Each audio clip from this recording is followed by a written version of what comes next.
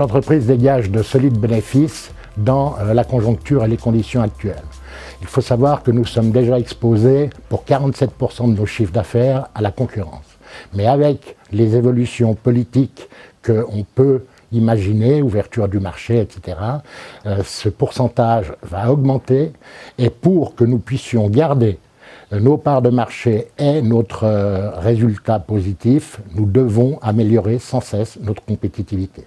Compte tenu du désendettement que nous avons mis en place au cours de ces 4 dernières années, nous avons maintenant atteint une posture qui est très satisfaisante en termes de ratio d'endettement et en termes d'équilibre financier, qui nous permet vraiment d'envisager avec confiance l'avenir par rapport aux investissements importants que nous allons effectivement réaliser pour une société durable et connectée.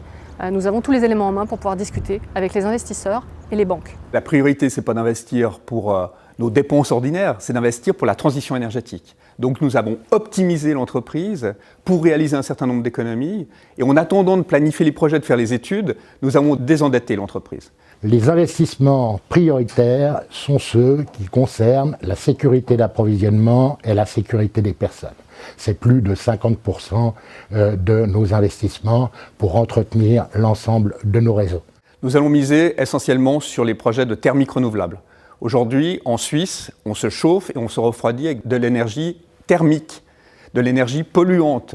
D'ici 2035, nous allons investir 1,5 milliard pour des énergies renouvelables thermiques, pour chauffer et refroidir le plus vert possible. Alors Génilac, c'est tout simple, c'est technologiquement difficile par contre, c'est aller chercher de l'eau à 45 mètres de profondeur dans le Léman, une eau qui est toujours à la même température, 7-8 degrés, qu'il fasse très chaud dehors ou très froid. Et ensuite, c'est de l'envoyer l'été dans des radiateurs géants, en quelque sorte, qui refroidit naturellement un bâtiment, et en hiver, avec des pompes à chaleur, de chauffer le bâtiment avec un degré thermique déjà à 8 degrés au départ. Le programme Levier de Performance a été lancé en 2015. C'est un programme qui repense véritablement en profondeur SIG sous 3 angles. L'efficience des équipes, l'optimisation des ressources externes et l'amélioration des processus. L'objectif, c'est d'atteindre 30 millions d'économies à l'horizon 2020. Nous nous étions fixé un jalon intermédiaire à fin 2018 de 19 millions. Nous avons atteint cet objectif puisque nous avons réalisé 20 millions d'économies pérennes, sans coupe linéaire ni licenciement.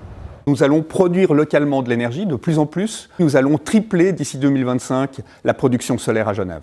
Aujourd'hui, le but, c'est d'investir pour le futur, d'accélérer le programme de transition énergétique pour pouvoir alimenter Genève en énergie verte et en consommant un minimum.